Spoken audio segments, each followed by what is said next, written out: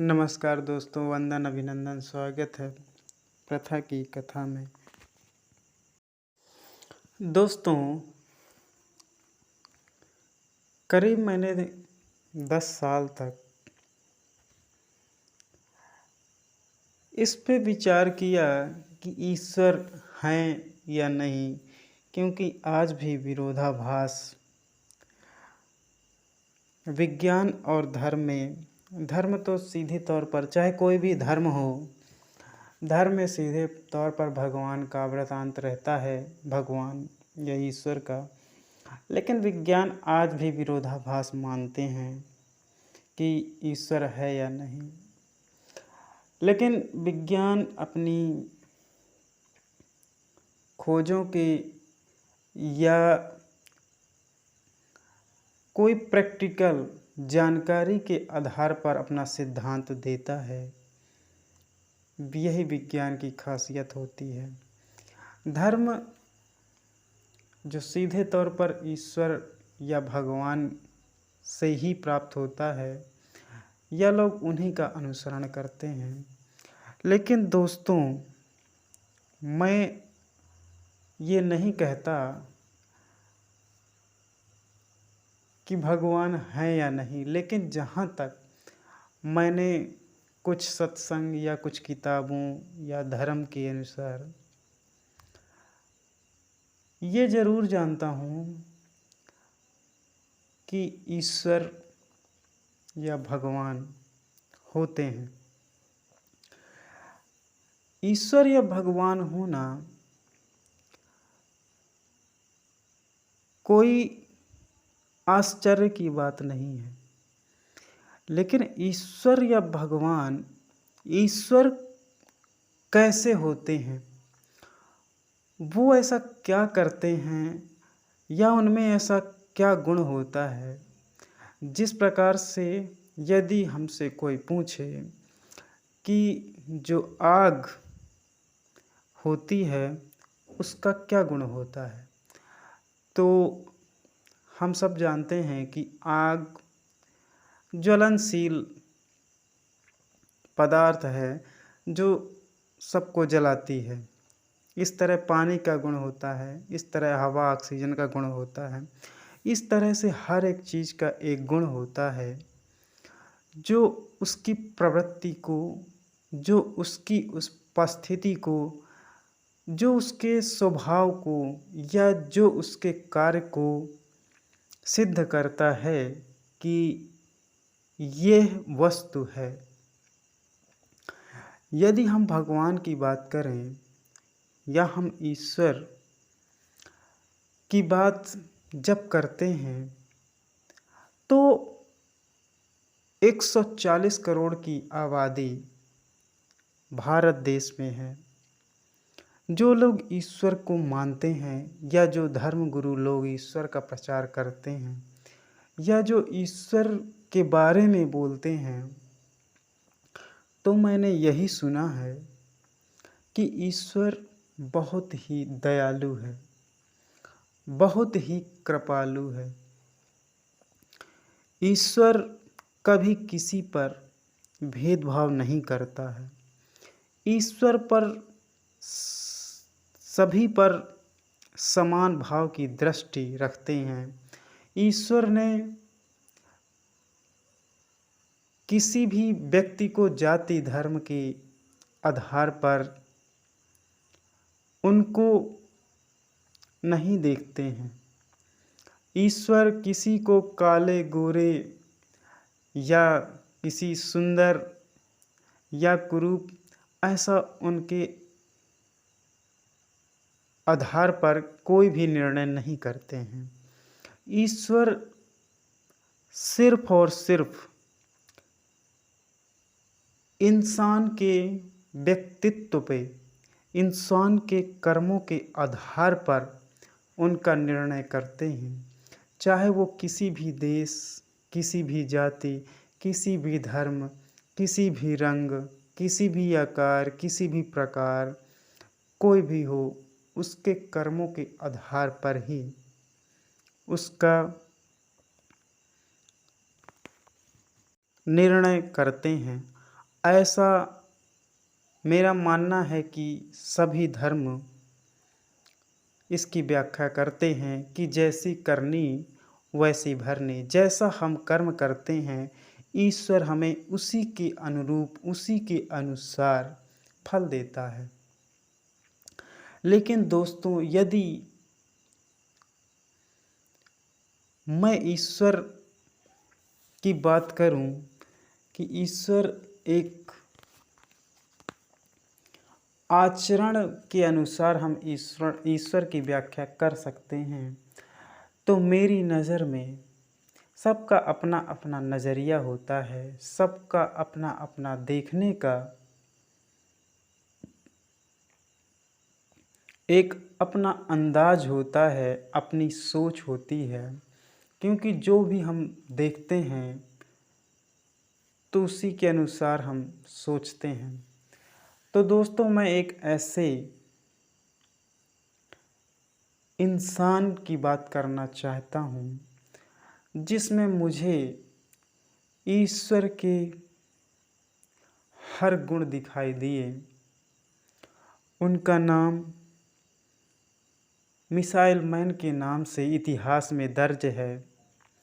आइए उनकी दिलचस्प बातों को देखते हैं जो ये एहसास दिलाती हैं, जो यह सिद्ध करती हैं कि यही ईश्वर का गुण है। प्रधानमंत्री इंदिरा गांधी ने उन्हें और प्रोफेसर सतीश धवन को SLV-3 के सफलतापूर्वक लॉन्च के बाद प्रमुख सांसदों से मिलने के लिए बुलवाया था। कलाम को जब इस आमंत्रण की भनक मिली तो वो घबरा गए और धवन से बोले, सर मेरे पास न तो सूट है और न ही जूते, मेरे पास ले देकर मेरी चेरपू है। चेरपू तमिल में चप्पल को कहते हैं। दोस्तों, यकीन नहीं होता कि जो SLV-3 जब भारत में सफल हुआ, आप SLV-3 के बारे में YouTube में या किताबों में पढ़ सकते हैं, उनका बहुत वृतांत मिल जाएगा।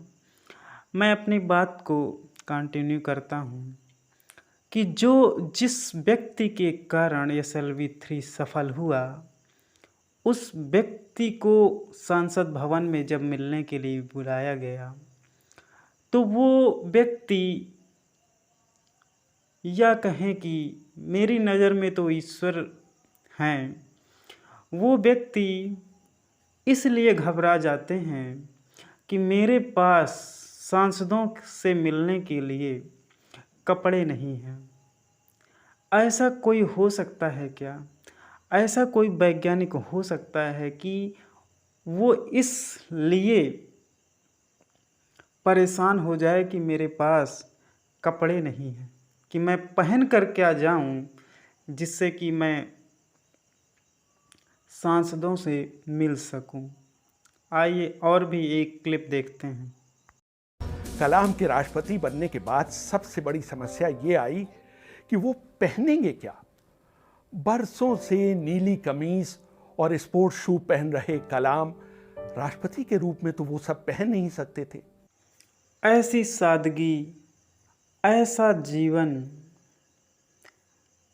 ऐसा व्यक्तित्व तो सिर्फ ईश्वर का ही हो सकता है, भगवान का ही हो सकता है।